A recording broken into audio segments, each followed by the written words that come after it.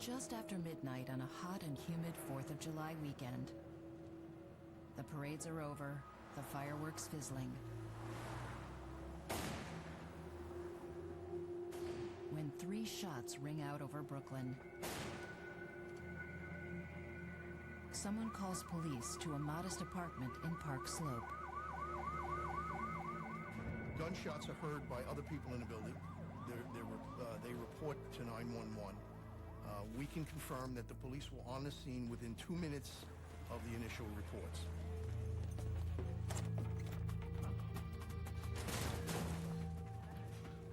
First responders find one woman shot dead. Another shot in the leg.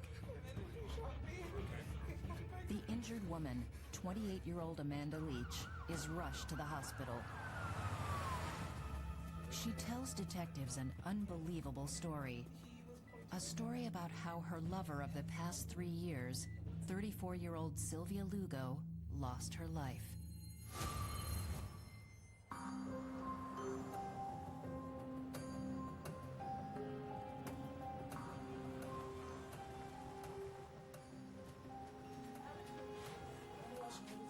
We're unpacking.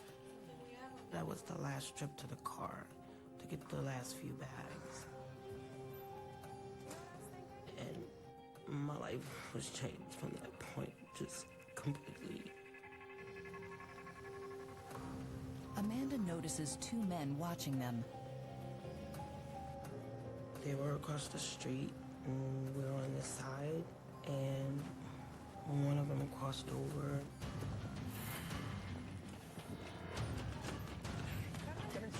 As we were getting in the front door, one of them had a gun to our heads. The attacker forces the women up to their apartment. Shut up! Tie her up now! He asked me to tie her up. Tie her up! Quicker! Thought it was just a robbery. The attacker forces her into the bedroom and begins to rape her.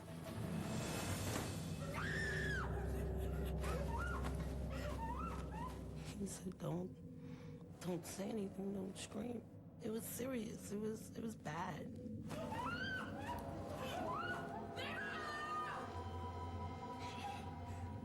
Somehow Sylvia breaks free and charges into the bedroom. She tried to protect me that night.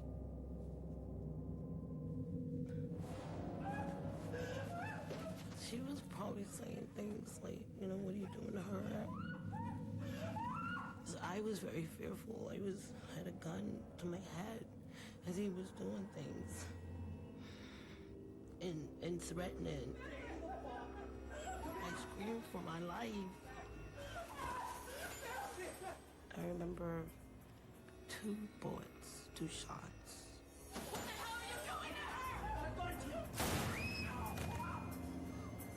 Shot and bleeding, Sylvia struggles to her feet.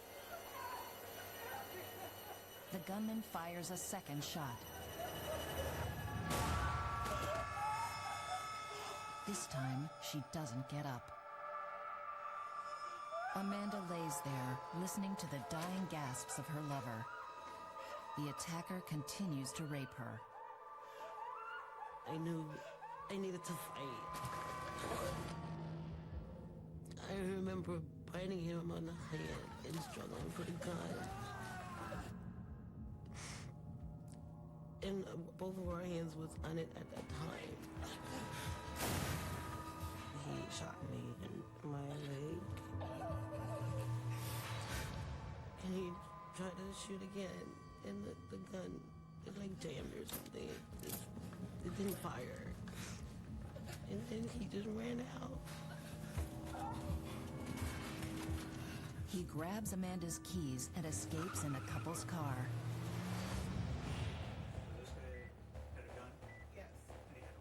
It's a hair-raising and heartbreaking account. The trouble is, homicide detective Joe Heffernan isn't buying it. We didn't find the scene to be in a state that you would expect during a violent confrontation where people are being shot. there were no fingerprints that we could find when crime scene processed the scene. What's more, the shell casings are not even close to where they should be, given Amanda's description. Forensically, it was a miracle shot that bounced off every wall and dresser in the room and wound up where it did. Detective Heffernan reports his suspicions to Chief Inspector Martin Johnson. Most automatic weapons are right-handed and they will eject to the right. So they should have been to the foot of the bed when he shot Sylvia. And then, of course, the shell casing with the shot in the leg should have been probably somewhere on the bed.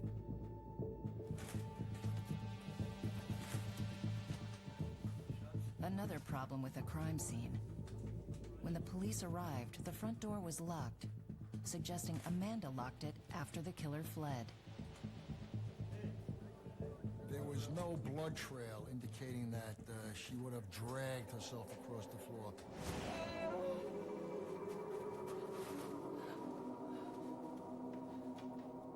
He was going to kill me, and I went to lock the door before calling the police. Investigators don't believe her. But you didn't even run downstairs. No running. One of the problems that we encountered is that we were not able to come up with anybody who was a witness to the incident. Unfortunately, it happened inside, and perhaps people thought that it was a continuation of the 4th of July.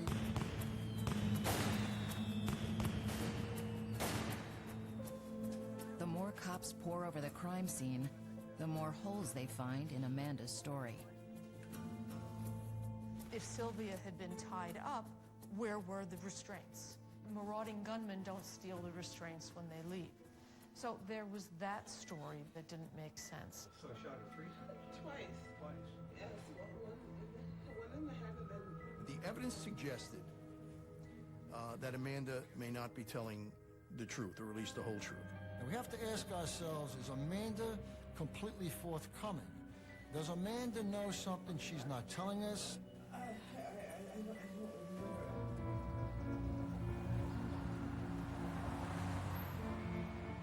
To find out, the police start with a dead woman, Sylvia Lugo. Sylvia was a factory worker, came from a large family.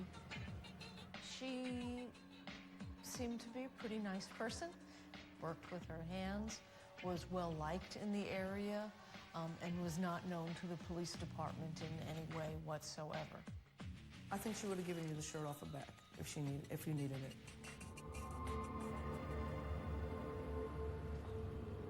I think I found out when I went home, and it was pretty late at night, and I got a phone call. And I kept saying, what? It seemed impossible that this happened. How could this be? It was just horrible. You could hear her, so. Detectives dig into Amanda's background as well and find she's as squeaky clean as her dead lover. She was 28 years old, grew up in New Jersey, was a social worker for a foster care agency in New York City, which was responsible for taking care of children who had been taken from their families' homes and placed in foster care. Despite both women's apparently unblemished and innocent lives, Detective Heffernan grills Amanda about the sequence of events in the apartment. And go over the same thing over and over and over again. And I went along with everything. Amanda gives a detailed description of the man she says killed her lover. Latino, small, about 150 pounds and 5'5", with a pencil-thin mustache. Playing along, Brooklyn Homicide produce a composite. He was a light-skinned Hispanic guy with a little bit of facial hair. There's a couple of million of those. For the time being, Inspector Johnson doesn't release the composite. Not a single shred of evidence points to a short, skinny Latino pulling the trigger, then fleeing by the front door. In the hallway, there is a door that you had to go through to get out, and it makes a great deal of noise. You could not get through the door without it making enough noise that someone could have heard it. No one reports hearing the door slam shut that night. A neighbor says he did at times hear the lovers quarrel. We had a witness in the building who confided in us that these two always fought. That Amanda had been abusive to Sylvia in the past. He also told us that no one entered that apartment or left that apartment after the shooting. The more detectives dig, the more convinced they are Amanda Leach, not a wiry Latino, shot Sylvia Lugo dead, and then tried to cover her tracks by shooting herself in the leg. The police believed from the beginning that the story was quite likely concocted. They didn't have absolute evidence or proof, which was frustrating to them. But she stuck to her story. She kept saying, no, no, this is what happened, and they kept believing otherwise. About 80% of the people who are killed in America are killed by someone they know. You have one partner dead there, you have one who survives, and the story told by the survivor has holes in it. It's often because they're guilty and they didn't put the story together as well as they thought.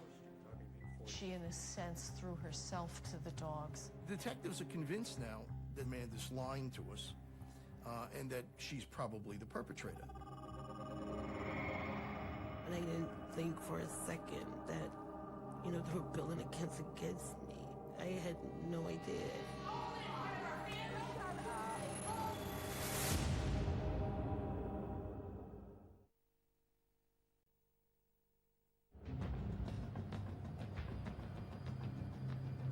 Crime and violence are nothing new in Brooklyn, New York. Cops tell us, you give us 22 minutes and we'll give you a murder. However, neighborhoods like Park Slope are a paradise for some amid the grittiness of Brooklyn. Back in the 90s and the late 80s, Park Slope was known to the Village Voice as Dyke Slope. Because back when all the rich gay men were buying up the West Village, the lesbians couldn't afford the West Village. So some of them went out to Park Slope, Brooklyn. Lovers Amanda Leach and Sylvia Lugo moved here in the early 90s to live openly as part of a like-minded community. Some of whom bond over softball. The softball league, for a lot of us, was life. It really was what we looked forward to, where we found our friends, where we found our support groups. Amanda was on my team. She was our pitcher. She was an awesome player. And the same thing with Sylvia. I remember just having a lot of respect for her abilities as a catcher, as a player. And we were all looking forward to the next season when Amanda would be our main pitcher and Sylvia would be our main catcher, and how great our team would be because of that. Way to go! Way to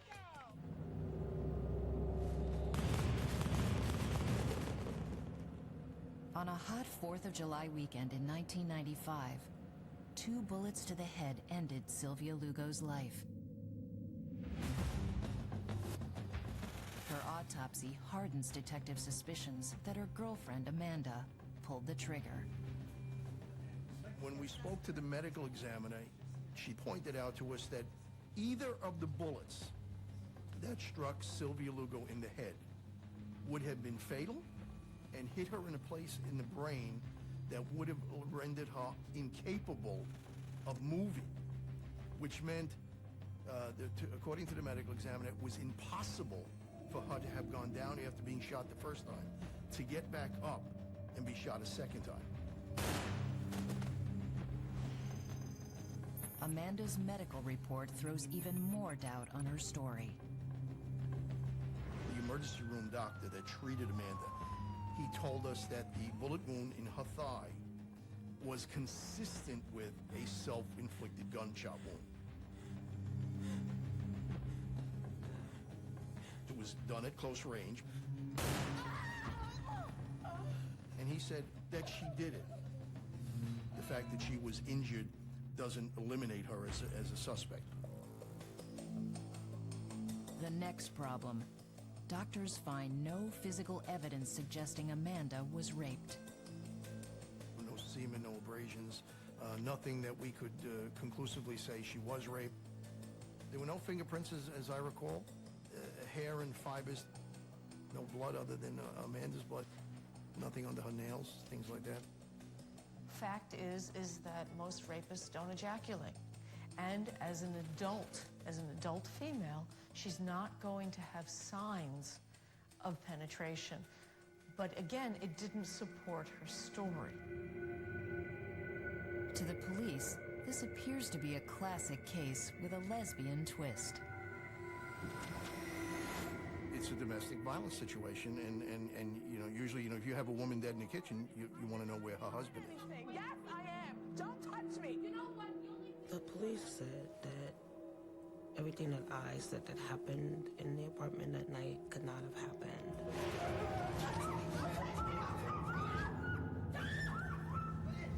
They were trying to convince me to say that I did it. If Amanda did kill her lover, where is the gun? Was this planned so deviantly that part of the planning had to do with Amanda shooting herself and then opening the window, throwing out the weapon? Is that something that you would actually think possible? And the answer is absolutely. There's another major hole in Amanda's story. In a city where parking is at a premium, the timeline doesn't work.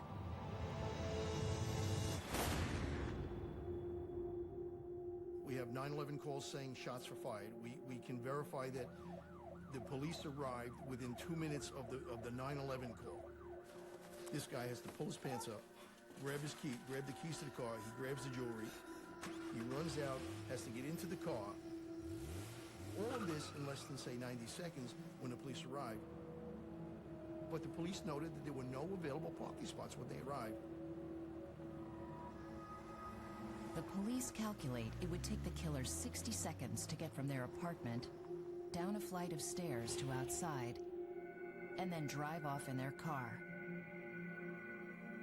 That leaves only 30 seconds before police arrive for another car to take that parking spot. That was also something that, made Amanda's story somewhat sketchy. Police search for the missing car. It may contain evidence, even the gun. But like the phantom killer, it's disappeared.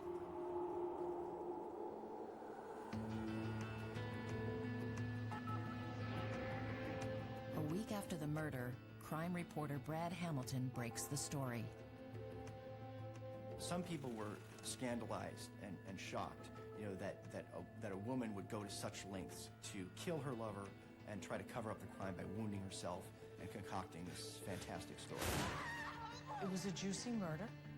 You have a lesbian who's murdered and her lesbian lover is the suspect.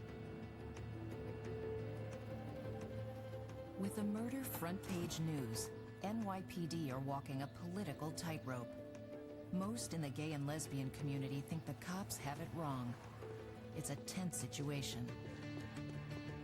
You have a community that's outraged and protesting and saying, why won't you protect us? There was very little trust between the lesbian community in Park Slope and the NYPD. You had a large number of detectives who had been Vietnam soldiers. They came back, they got credit for military service, They became uniformed police officers and ultimately became detectives. So you had a lot of those kind of TV-style, cigar-chomping, how you doing kind of guys, and a hell of a lot of fun to work with. Inspector Johnson refuses to bow down to public pressure and tells the reporter to cool it with the rhetoric. I said to him, I said, let me make one guarantee to you. I am going to arrest the person who is guilty of committing this crime, and I don't give a damn who is upset by that. Let the chips fall where they may, and who is upset by that is not my problem. The police definitely believed that this was some kind of weird lesbian, intra-lesbian violence. They almost certainly had tunnel vision. What made this case more interesting was constantly seeing your name in the paper as being a homophobe. My wife read those newspapers. My children read those newspapers. They went to school. You know, your father's this, your father's that. There's something else going on in Brooklyn. A serial rapist is terrorizing women around the Park Slope neighborhood. Could he be the man who killed Sylvia and raped Amanda? I remember the rape in Prospect Park in broad daylight. I also remember one of my teammates was a victim of a push-in robbery, so we all were a little bit paranoid. NYPD detectives don't believe the crimes are connected. The Park Slope rapist hasn't killed any of his victims, yet. There's more to this story. Investigators discover Amanda is hiding a secret. She and Sylvia were part of a lesbian love triangle. A triangle that may point to the true killer. I told her I would kill her. I did.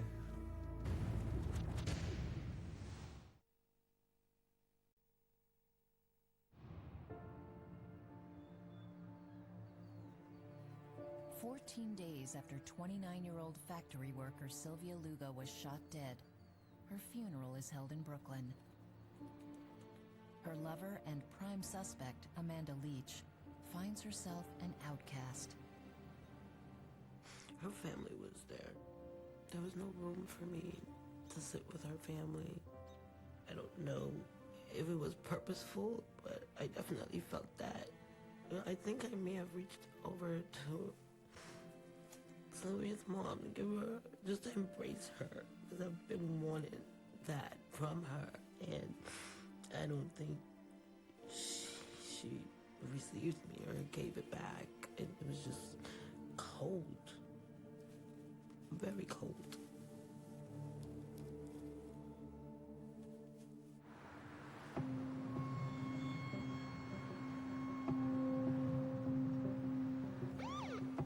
Almost 3 weeks later, the police catch a break. Amanda's car is found on a Brooklyn side street. If Amanda is telling the truth, the mystery Latino attacker may have left his mark. If she's lying, they may find something linking Amanda to the crime. We did a forensic workup on the car. Unfortunately, there were no forensics to be found. There were no latents or anything of value that could help us learn who the suspect may have been. Where the car is located may be more important. A street suspiciously close to the home of a new suspect, Trelane McKinney. Investigators learn Trelane was Amanda's partner before Sylvia. It's a new layer to the story. Amanda and I relationship grew as, I guess it more intensified the longer that I was with her. 3 years of my life, and she had my heart. Love was there. That's all I can say. 4 years before the crime, at the time that Sylvia and Amanda met, Amanda was living with Trelane McKinney, and she was the breadwinner, if you will, in the relationship. So there was a great deal of suspicion from the police about who was Trelane McKinney exactly. Then, Sylvia came along. When Amanda was with Trelane, Amanda invited Sylvia to live with them together. So there was this strange threesome going on. There was a lot of competition between Sylvia and I. Amanda was the woman of the hour during that time. The relationships in the softball-playing women's community were sort of dramatic and volatile. There were a lot of relationships that, in a sense, overlapped. People would date and be friends with somebody and then date the friend who had also dated the other one. There was sort of the adrenaline of sport and the beer afterwards. So what you had was, at times, just drama. The police get reports that Trelane was sexually involved with both women. We're aware that Sylvia was somewhat, for lack of a better word, promiscuous. Trelane has been a partner of both Sylvia and Amanda.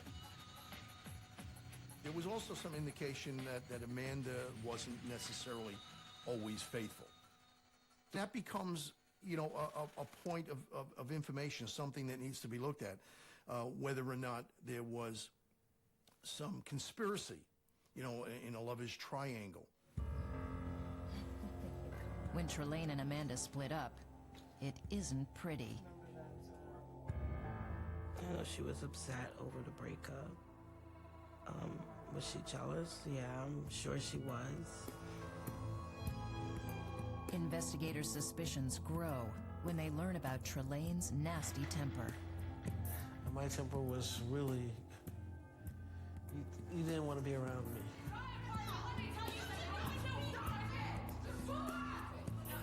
I still wanted Amanda back, and I wasn't going to do anything in my, you know, power to get her to see that she was loved. Somebody said, Trelane once said, if I can't have you about Amanda, nobody will. So was there a love triangle? Was there some kind of other motives going on? Did she participate in the cover-up of the crime? Trelane McKinney became a primary suspect.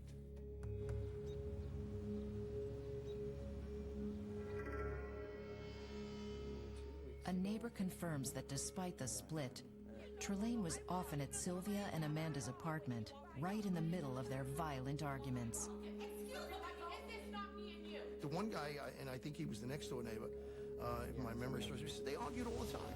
Trelane, please, just go. No, I don't even know. Trelane is still obsessed with Amanda, so more evidence to suggest Trelane was involved. To cap it off, investigators make a startling discovery. After a controversial umpire call during a softball game, Trelane threatens to kill Sylvia. The fight was basically not just the call, it was basically for Amanda and everything that build up. I will kill you. Those were my last words to Sylvia. Perhaps Trelane McKinney was acting on her own. Maybe she hired someone to kill Sylvia because, after all, Amanda described Trelane as someone who was still kind of obsessed, still very much in love with Amanda, upset about the fact that they had broken up. So maybe she was the perpetrator of the whole thing.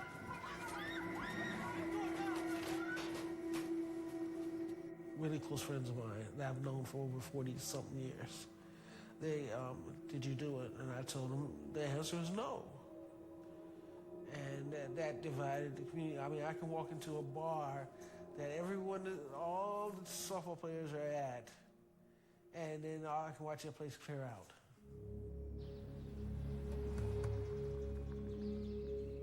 When investigators talk to Sylvia's family, they paint a not-so-pretty picture of Sylvia's relationship with Amanda. We were told, in particular by a family member, that the relationship was not going as well, that Sylvia had thoughts of ending the relationship. The Park Slope community knew that Amanda and Sylvia fought, and that Amanda at times struck out at Sylvia, and that Sylvia never struck out at Amanda. Sylvia's family believed very strongly that Amanda did it. They were very into, you know, she did it. Why aren't you arresting her? She's beaten her before. She's been abusive before. It's all speculation. Without concrete evidence, NYPD can't move against either of their suspects. If Trelane hired a hitman, where's the proof? If Amanda killed Sylvia, where is the murder weapon? I can't say how many times I said, you got to explain it to me. You have got to give me a plausible theory for how the gun got out of the apartment, or I'm not going to authorize this arrest. Nobody ever tells you I did it. They lie based on some truth. And I kept saying that sketch, this is somebody she knows. She didn't invent this face out of someplace. We need to identify who this guy is. We have to go by the book. Johnson plays his last card. Yeah. He's been holding on to the composite sketch. I think if we release the sketch, what's going to happen is that this guy is going to come running into us and say, oh, whoa, wait a minute. She asked me to move this car, but I didn't shoot anybody. Johnson's gamble doesn't pay off. No one comes forward. Out of options, he decides it's time to interrogate Amanda Leach. All signs were that Amanda Leach was the killer.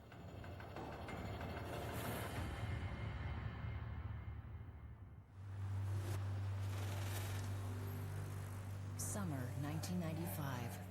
The gay and lesbian community in Park Slope, Brooklyn is angry and afraid.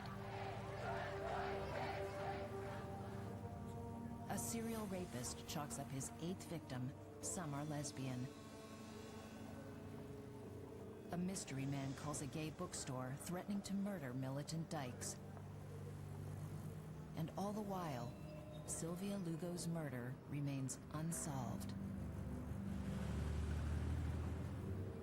4 weeks after her lover is shot dead, Amanda Leach is hauled in for questioning. This time, the cops turn up the heat. You think you could just go online forever, don't you? I don't know! Powering, screaming down at me, smoking, and just screaming at me. Just screaming. Right? She's a star! She gets up after she's shot in the head! At that point, I was really, I was done.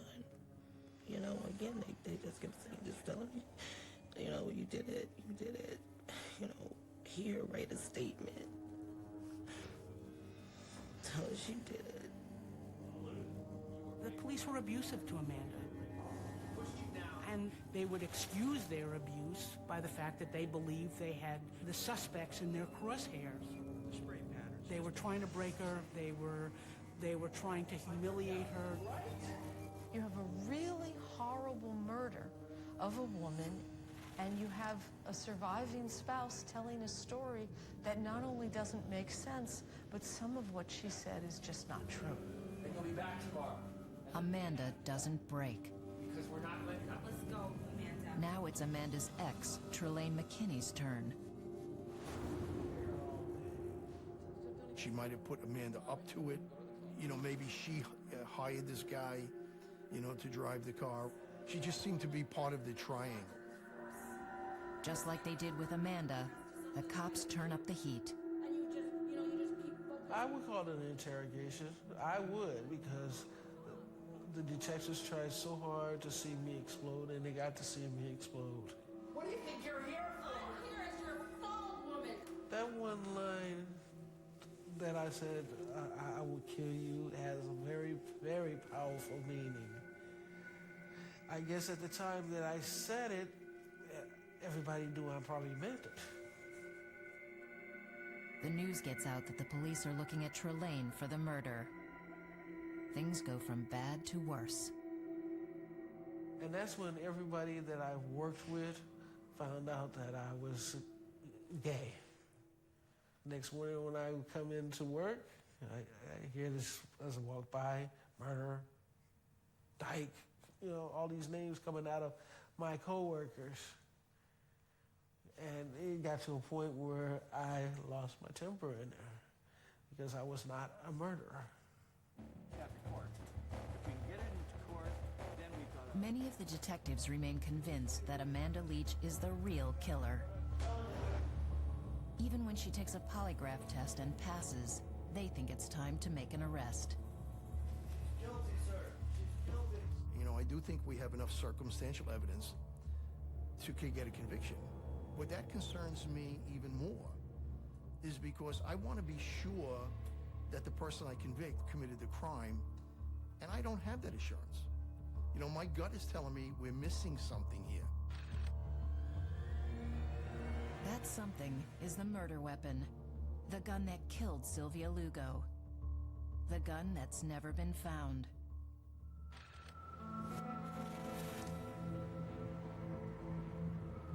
In September 1995, 2 months after Sylvia's murder, the Park Slope rapist is arrested. Some in the community hope it also means case closed for the Sylvia Lugo case. Different descriptions, different MOs. The serial rapist, as I recall, didn't kill anyone. Nothing that stood out. The police interrogate the rapist and determine he's no killer. And as the case dragged on, the longer it took, it simply reinforced their opinion that the police were not doing a good job. Until one detective makes a connection that takes them right back to the very beginning. It's the smoking gun they've been looking for.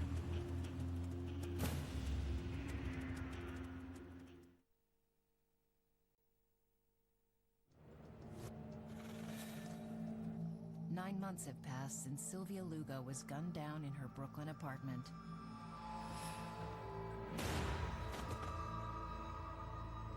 Sylvia's friends and family want answers. The case reignites when a 20-year-old street thug is cuffed for robbing and killing a woman in the same Park Slope neighborhood.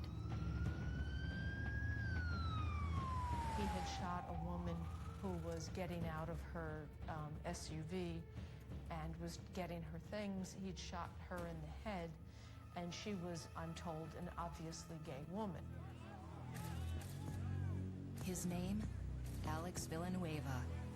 His street name, Little Gotti. Detective Parker has been chasing Gotti for a while. He was named after the godfather, John Gotti. Everybody knows the mob figure in New York City. This guy was Little Gotti because I guess they considered him a little mob guy. His rep in the street is that he's a shooter. Is that this kid will be first to shoot you without any provocation. He would just prey on people that he knew he could rob because he had that gun in his hand. Villanueva is a dead ringer for the man Amanda says shot Sylvia. But the key to this case may boil down to ballistics. Is the gun that shot the woman getting out of her SUV the same gun that shot Sylvia Lugo? The ballistics turned out to match. The only break we caught as investigators was a ballistics match. So we now had ballistics evidence linking the different cases. The suspect was brought in for questioning, and the suspect was providing information that only somebody involved in the case could have known. The final test? Detective Parker puts Villanueva in a lineup and asks Amanda Leach to face the man who may have raped her and killed her lover. Number 3, number 4. Number 3, step forward. We're in a real typical lineup setup, and Number 4. behind a glass, I can see them, they can't see me. Number 4, step up. And it was him. Turn to your right. My body just became very limp, and it was that moment that everything just came back. It's him. Yes. I felt like the weight was lifted off my shoulder, and finally seeing some light. It'll be okay. Amanda Leach has been telling the truth all along. The evidence suggested, the detectives agreed, the prosecutors agreed that she was the perpetrator, and yet it's possible she could have been arrested. I think it's a feather in our cap that she wasn't, and I'm truly thankful for it. Alex Villanueva, it turned out, was targeting gays. There was a adult male choral director in a different neighborhood. And Alex had probably been in that man's apartment more as a hustler, meaning as a male prostitute. And he shot and robbed and killed that man. I don't know if he didn't like them. You know, he never explained that. Or if he didn't even know. I mean, he happened to kill 2 gay people, to violate a 3rd, and almost kill a 4th.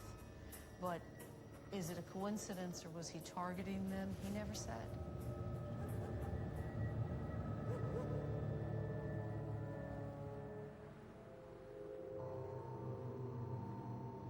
On July 20th, 1996, more than a year after Sylvia Lugo was shot dead, the New York District Attorney charges Villanueva with her murder. The perp makes a stunning claim. He said he was a hitman, that it was nothing personal. He was hired to do this. The investigators felt he was trying to portray himself as a tough guy because, after all, he's going into the system. The tougher he appears in the system, the safer he feels he may be. On the stand, Villanueva changes his story. He now says he acted alone. I remember his attorney turning to him and saying, "What are you doing?" in the courtroom, because he agreed to plead guilty and accept a sentence of 50 years to life. And Alex's statement to his attorney was, "What doesn't kill you makes you stronger." For him to admit that he did that was the best thing that I could have heard.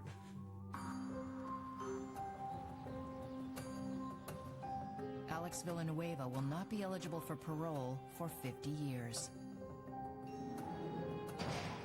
That man should never see the light of day, and Amanda was finally able to put this to rest and begin the process of moving on with her life. And I can walk and not be looking over my shoulder and have this feeling that he's everywhere. He's just trying to find me because he didn't finish the job that he started. He was gonna kill me that night. He just was.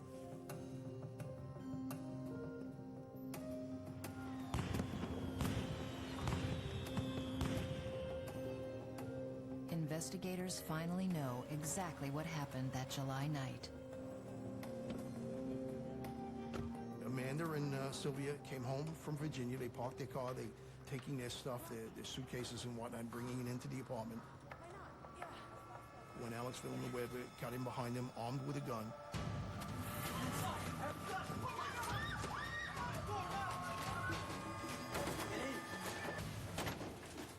Forced them in the apartment. Tie her up. Tie her up. What? Had Amanda tie Sylvia up.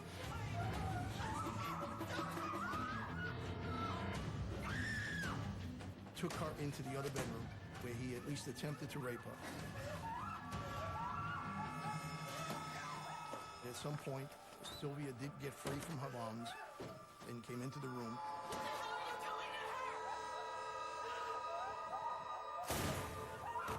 Was shot twice.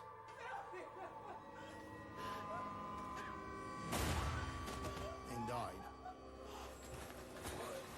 In the struggle for the gun, it went off and struck Amanda in the thigh.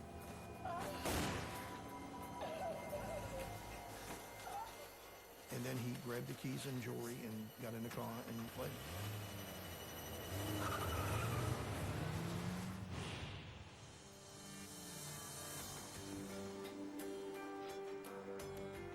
Despite accusations of police incompetence and prejudice, Inspector Martin Johnson defends his investigation. You only get the one shot. You want it to be right. You don't want to convict the wrong person, and you don't want to see a guilty person walk free. Lady Justice is blindfolded, and you just gotta you gotta feel it. Amanda Leach's supporters breathe a sigh of relief, but share in her loss. It's never left my mind.